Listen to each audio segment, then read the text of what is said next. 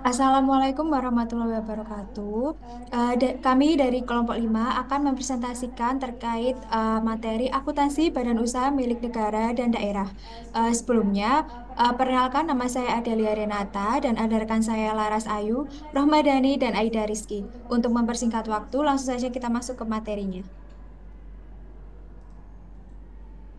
Jadi untuk pembahasan yang pertama yaitu definisi terkait BUMN dan BUMD. Jadi menurut Undang-Undang Nomor 19 Tahun 2003, BUMN atau Badan Usaha Milik Negara itu merupakan badan usaha yang seluruh atau sebagian besar modalnya itu dimiliki oleh negara melalui penyertaan langsung dari kekayaan negara yang dipisahkan.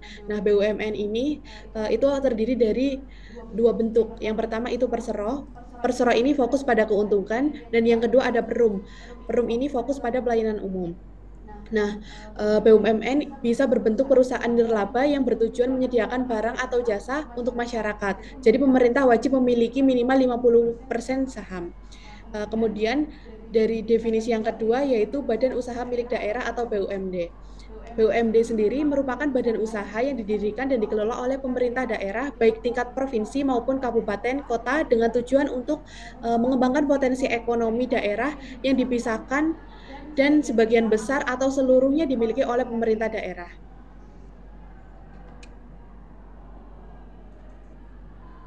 Kemudian ada karakteristik dari BUMN dan BUMD.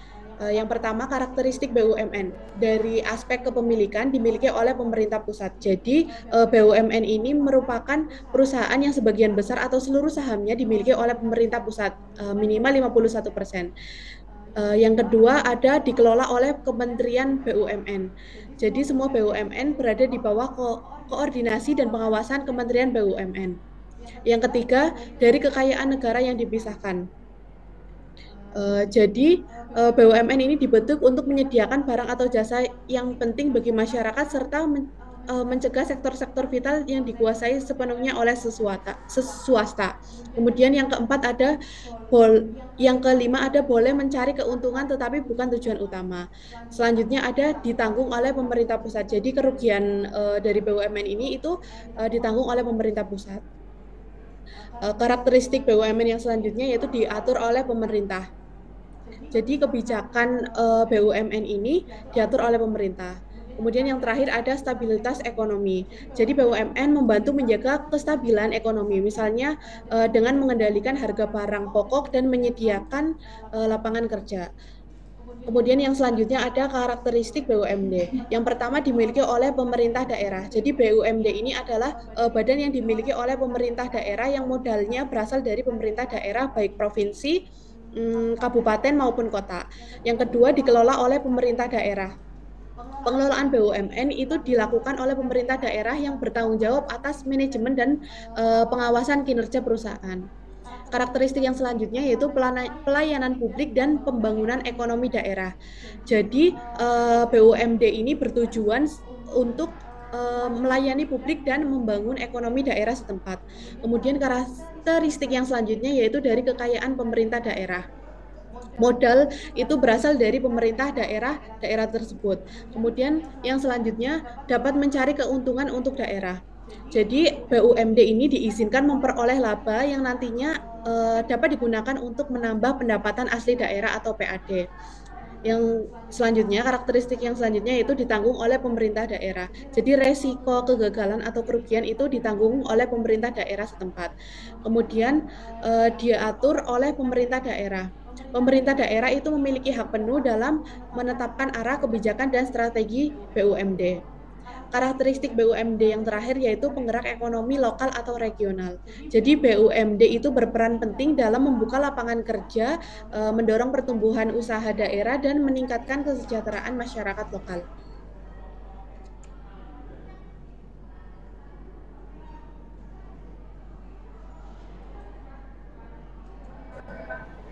Baik, selanjutnya yaitu materi terkait siklus akuntansi pada BUMN maupun BUMD, di mana siklus akuntansi itu adalah serangkaian proses untuk secara sistematis yang digunakan oleh pemerintahan itu untuk mencatat, menghasilkan, terus meringkas hingga melaporkan keuangan dalam satu periode itu. Di mana pada BUMN maupun BUMD itu memiliki 7 tahapan secara umum. Yang pertama yaitu adalah pencatatan bukti transaksi, yang artinya petugas yang bertugas pada bagian keuangan itu nantinya akan mengumpulkan beberapa bukti untuk menyusun laporan keuangan. Bukti itu baik berupa kwitansi, nota, atau SP2D. SP2D itu adalah surat untuk perintah pencairan dana. Nah, di mana nantinya bukti-bukti tersebut itu sifatnya harus valid dan dapat dikonfirmasi dengan dokumen surat pertanggungjawaban dan dokumen pengadaan barang atau jasa.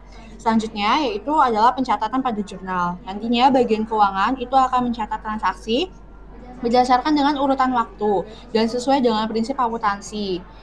Lalu biasanya jurnal itu dicatat ada jurnal umum atau penerimaan kas hingga pengeluaran kas. Selanjutnya akan dipindahkan ke dalam buku besar, di mana transaksi-transaksi yang sudah diurutkan sesuai dengan waktunya itu nantinya akan dipindahkan ke dalam akun-akun buku besar. Nanti transaksi-transaksi tersebut itu akan digolongkan itu sesuai akunnya masing-masing. Lalu ada selanjutnya itu adalah neraca saldo. Nah, untuk neraca saldo itu merupakan ringkasan saldo dari seluruh akun buku besar pada akhir periode untuk memastikan bahwa adanya keseimbangan antara debit ataupun kredit yang telah dicatat. Neraca saldo merupakan alat bantu bagian keuangan untuk menyiapkan laporan keuangan yang jauh lebih akurat. Lalu dilanjutkan dengan jurnal penyesuaian. Nah, jurnal penyesuaian ini itu dilakukan penyesuaian atas akun-akun sesuai dengan kondisi yang real. Contohnya transaksi yang memang biasanya disesuaikan yaitu adalah penyesuaian subsidi, beban penyusutan aset pemerintahan, lalu ada pendapatan jasa yang masih harus diterima, hingga beban asuransi yang dibayar di muka. Lalu selanjutnya adalah pembuatan laporan keuangan. Penyusunan laporan keuangan ini dilakukan oleh bagian keuangan itu untuk menunjukkan posisi keuangan BUMN maupun BUMD. Terus ada laporan kinerja, laporan arus kas, hingga laporan laba rugi yang telah disusun. Lalu selanjutnya itu adalah melakukan proses jurnal penutup. Nah, untuk menutup untuk melakukan penutupan akun itu sifatnya itu dilakukan oleh akun-akun pendapatan dan beban untuk menolkan atau menetralkan kondisi akun itu untuk siap dilakukan pencatatan di periode berikutnya.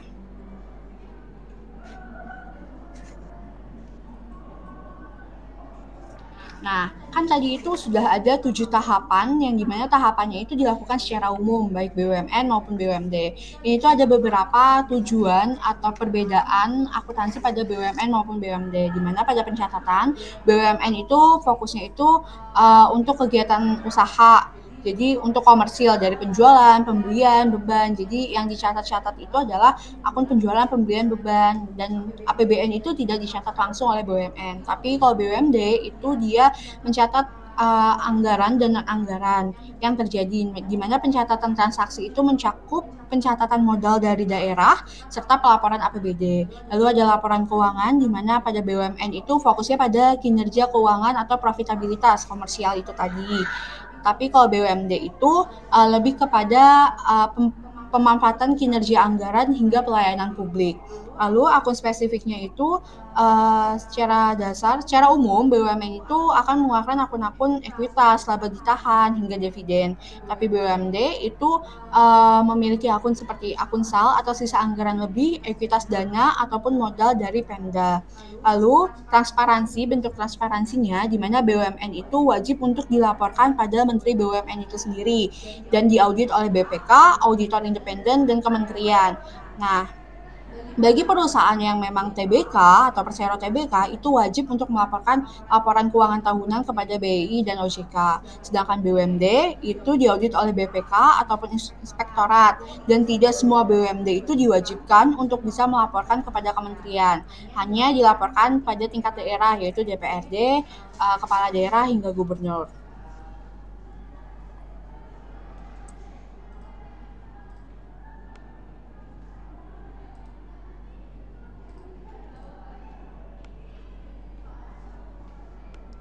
Untuk yang selanjutnya adalah materi mengenai laporan keuangan BUMN atau BUMD. Laporan keuangan BUMN atau BUMD adalah dokumen formal yang menyajikan posisi keuangan, kinerja, arus kas, dan informasi lainnya dari badan usaha milik negara atau daerah dalam suatu periode tertentu. Jadi laporan ini itu disusun sesuai standar akuntansi dan digunakan untuk pengambilan keputusan oleh manajemen, pemilik, dan pemangku kepentingan lainnya. Untuk laporan keuangan ini sendiri itu memiliki karakteristik yang pertama adalah relevan.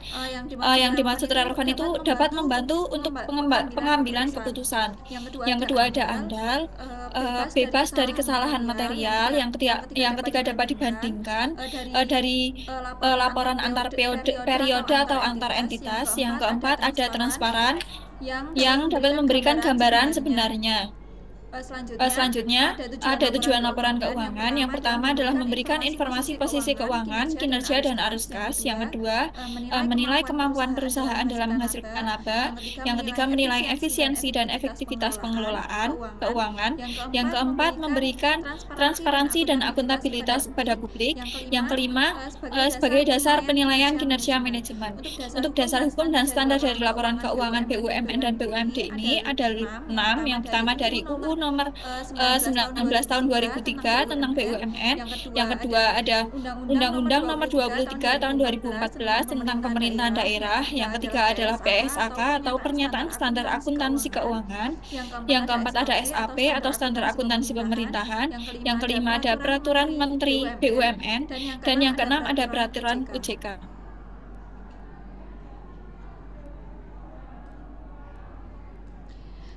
Selanjutnya, untuk jenis-jenis laporan keuangan BUMN dan BUMD itu ada 5. Yang pertama ada neraca atau balance sheet. Neraca itu menunjukkan aset, kewajiban, dan ekuitas perusahaan pada akhir periode. Yang kedua ada laporan laba rugi. Itu akan menampilkan pendapatan, beban, dan laba atau rugi selama periode tertentu. Yang ketiga ada laporan arus kas. Menyajikan arus kas dari aktivitas operasi, investasi, dan pendanaan. Yang keempat ada laporan perubahan ekuitas. Dalam laporan ini itu menggambarkan perubahan dalam ekuitas selama periode. Dan yang terakhir ada CALK atau catatan atas laporan keuangan. Untuk laporan ini itu menjelaskan mengenai rincian pos dan kebijakan akuntansi. Untuk proses penyusunan laporan itu ada 5. Yang pertama ada pencatatan transaksi keuangan harian. Yang kedua penyusunan jurnal dan buku besar. Yang ketiga penyusunan neraca saldo. Yang keempat penyesuaian dan penyusunan laporan keuangan. Yang kelima ada audit oleh auditor internal dan eksternal.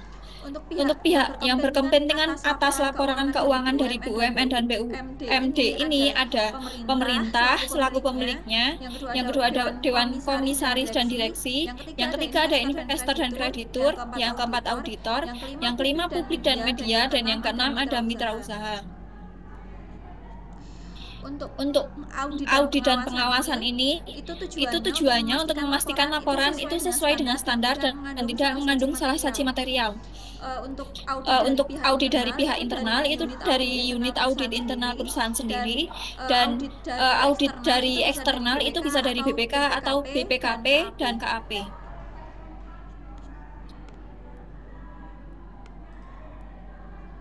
Selanjutnya masuk ke pembahasan pencatatan transaksi BUMN dan BUMD. Nah, pencatatan transaksi ini sebenarnya itu masuk ke dalam siklus dari akuntansinya. Nah, di sini pencatatan transaksi itu memiliki definisi yaitu proses mendokumentasikan seluruh aktivitas ekonomi dan keuangan yang terjadi dalam sebuah entitas secara sistematis, kronologis, dan dapat dipertanggungjawabkan. Nah, proses ini itu mencakup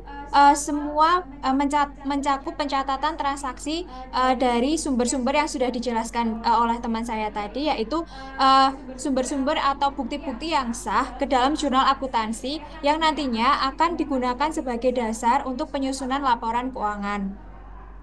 Nah, di sini pencatatan transaksi dalam BUMN dan BUMD ini menggunakan prinsip akuntansi yang berbasis akrual agar mencerminkan kondisi keuangan yang sebenarnya. Nah, standar yang digunakan pun oleh BUMN dan BUMD itu menggunakan PSAK bukan SAP. Nah, tujuan utama dari pencatatan transaksi BUMN dan BUMD ini adalah untuk menghasilkan informasi yang akurat, relevan, dan andal guna mendukung proses pengambilan keputusan oleh manajemen, pelaporan kepada pemangku kepentingan, kemudian memenuhi kewajiban hukum.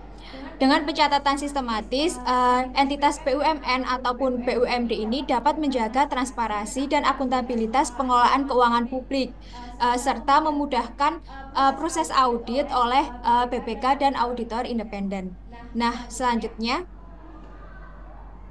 ada prosedur atau alur pencatatan transaksi dari BUMN dan BUMD. Nah, yang pertama itu ada identifikasi transaksi. Nah, di dalam identifikasi transaksi ini tentunya itu akan dikumpulkan dan akan diverifikasi bukti-bukti transaksi. Jadi bukti-bukti transaksi ini tuh adalah bukti-bukti yang sah yang akan dimasukkan ke dalam jurnal akuntansi. Kemudian ada analisis transaksi. Nah, di sini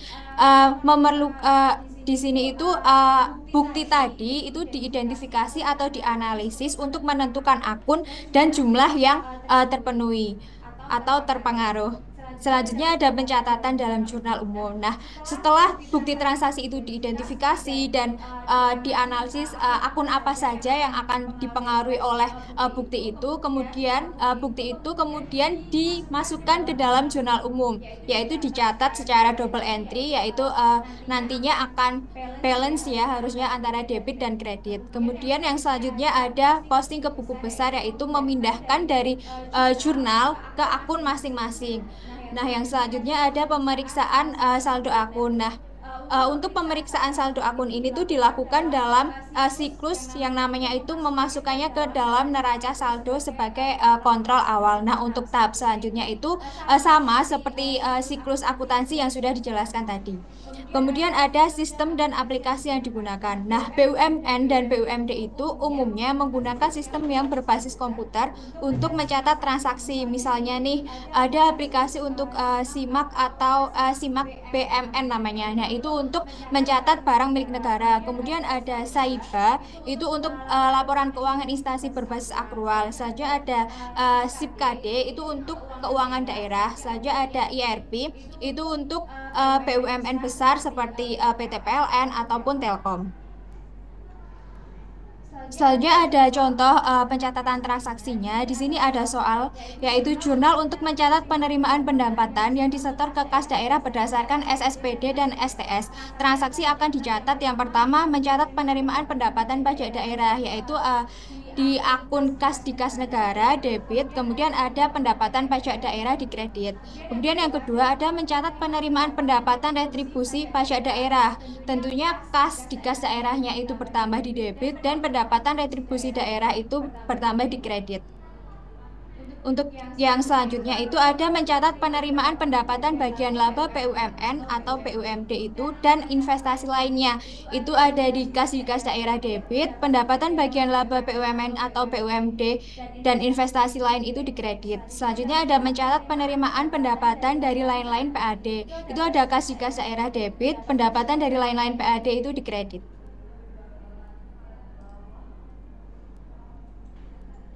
Untuk pembahasan yang selanjutnya yaitu pembahasan terkait standar akuntansi BUMN dan BUMD.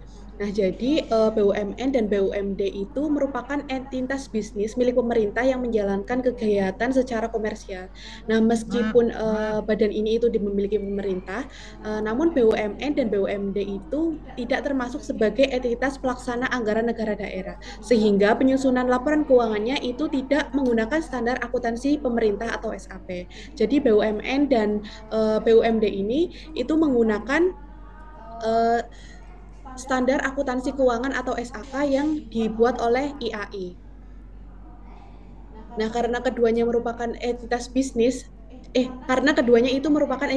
bukan entitas pemerintah. Nah, BUMN ini umumnya menggunakan SAK umum atau SAK etap tergantung skala dan kompleksitas usaha. Sedangkan BUMD itu umumnya menggunakan SAK etap atau SAK EMKM jika skala usahanya kecil. Nah, jadi keduanya itu tidak menggunakan SAP atau standar akuntansi pemerintahan, karena SAP itu hanya berlaku untuk instansi pemerintahan, kayak kementerian dan dinas daerah. Nah, selain itu, laporan keuangan BUMN dan BUMD itu wajib diaudit oleh auditor independen kayak seperti BPK dan BPKP sebagai bentuk akuntabilitas dan transparansi pengelolaan entitas milik negara dan daerah.